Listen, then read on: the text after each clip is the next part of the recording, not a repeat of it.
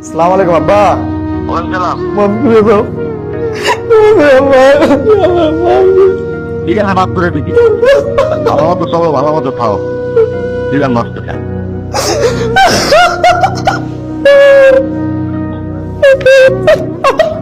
পানি দাও, পানি দাও।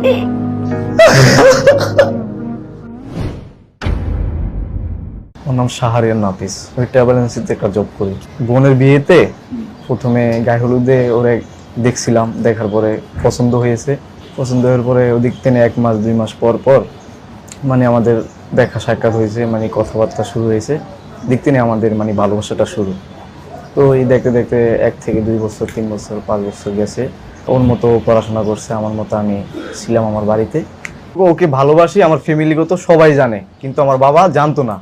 বাবাকে ভুলবশত কে জানি জানাইছে, জানানোর পরে বিষয়টা বাবা জানার পরে আমার বাবা বলতেছে যে আমি আগে প্রতিষ্ঠিত হই, ঠিক আছে, প্রতিষ্ঠিত যেমন আমি একটা সরকারি চাকরিতে মানে চাকরিতে ঢোকার পরে আমার একটা লাইফটা সেটেল হইলে তারপরে বাবা মা বলতেছে সবকিছু মাইনা নিবে। এখন আমার কথা হচ্ছে আমি সরকারি নেভিতে কোনো একটা ভুলবশত কারণে আমার চাকরিটা হয় নাই, সরকারি চাকরি পাই নাই। আমি ওই মেয়ের সাথে কথা বলি। আমি কেন কথা বলি, আমার বাবা যেটা বলতেছে আমি ওইটা শুনতেছি না। আমার বাবা কৃষি কাজ করতো, বাবা যেটা বলতো মানে কাজটা করতে আমি ওটা করতাম না, ঠিক আছে, কারণ করতাম না, আমার ওটা পছন্দ ছিল না, আমি ওটা আমার পছন্দ মানে ভালোই লাগতো না। মাঠে ঘাটের কাজ এসব জি, ভালো এগুলো লাগতো আমার কাছে ভালোই লাগে না। তো এক কথা দুই কথা এরকম তর্ক দিকে পাচ্ছে। পরে আমাকে একটা কারণে বলছে যে তোর বাড়ি ঘরে থাকা লাগবে না, তুই বাড়ি ঘর ছেড়ে চলে যা।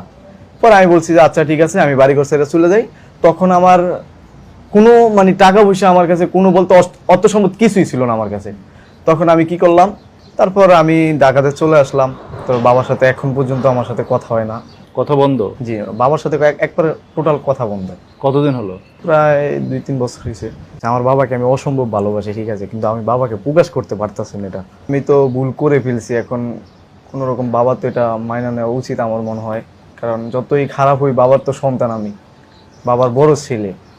বাবার যদি কিছু হয় আমি পাশে থাকবো বাবার, সব সময় বাপের সাথে থাকার চেষ্টা করব, কারণ বাপের তো আমাকে মাইনা নিতে হবে সব কিছু।